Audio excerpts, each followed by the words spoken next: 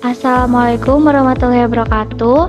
Perkenalkan, nama saya Mas Apriani. Di sini saya selaku moderator yang akan mengatur jalannya presentasi yang akan dibawakan untuk perencanaan pengembangan yang akan disampaikan oleh Nenden Dewi Kania dan perencanaan kompensasi yang akan dijelaskan oleh Adela Yuditya Ramadhani.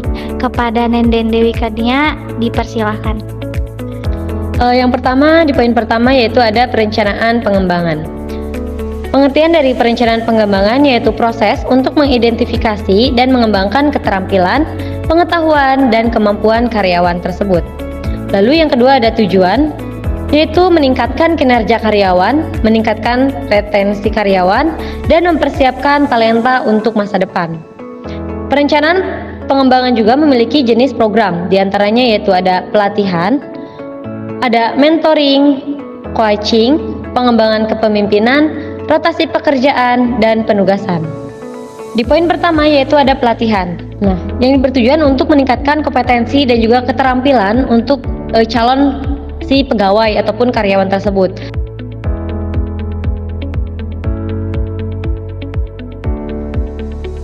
Lalu ada juga rotasi pekerjaan, yaitu pemindahan antara Departemen A ke Departemen B atau dan seterusnya sesuai dengan yang telah ditentukan oleh pihak perusahaan. Lalu ada juga penugasan. Ada juga penugasan yang dimana yang kalau di awal itu rotasi sesuai dengan departemen, perpindahan antar Departemen A dan Departemen B. Kalau penugasan yaitu perpindahan antara dari perusahaan A ke perusahaan B sesuai dengan yang telah ditentukan oleh perusahaan tersebut juga.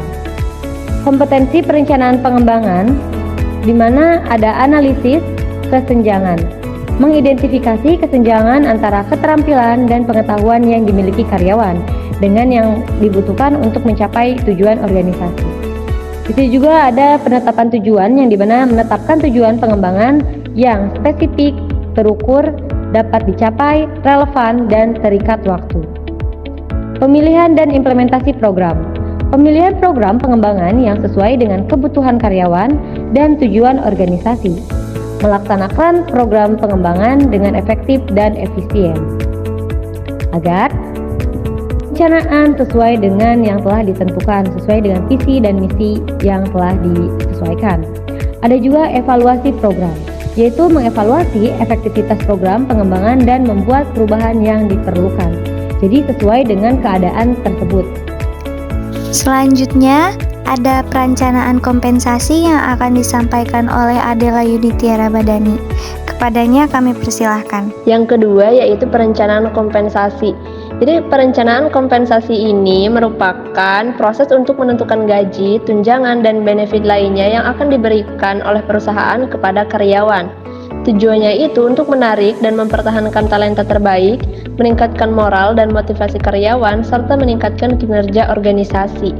Jenis programnya ini bisa merupakan gaji pokok, tunjangan, bonus, benefit kesehatan dan juga pensiun, stock option, dan juga insentif.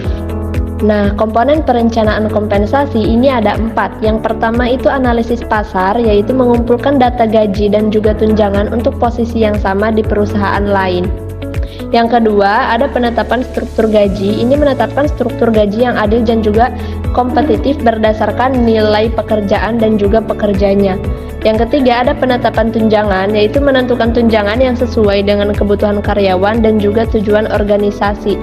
Dan yang terakhir, komunikasi kompensasi, yaitu mengkomunikasikan kebijakan kompensasi kepada karyawan secara jelas dan juga transparan. Nah, dari pembahasan tadi kita dapat mengambil kesimpulan bahwa perencanaan pengembangan dan perencanaan kompensasi saling terkait dan saling memperkuat. Perencanaan pengembangan yang efektif membantu karyawan untuk meningkatkan keterampilan dan pengetahuan mereka, yang pada gilirannya memungkinkan mereka untuk berkontribusi lebih banyak dan layak mendapatkan kompensasi yang lebih tinggi. Nah, di sisi lain, kompensasi yang komparatif dapat menarik dan mempertahankan karyawan berbakat yang selanjutnya meningkatkan potensi pengembangan dan kontribusi mereka terhadap perusahaan. Demikian presentasi yang dapat kami sampaikan. Semoga ilmu yang kami sampaikan dapat bermanfaat kepada teman-teman. Wabillahi taufiq wal hidayah. Wassalamualaikum warahmatullahi wabarakatuh.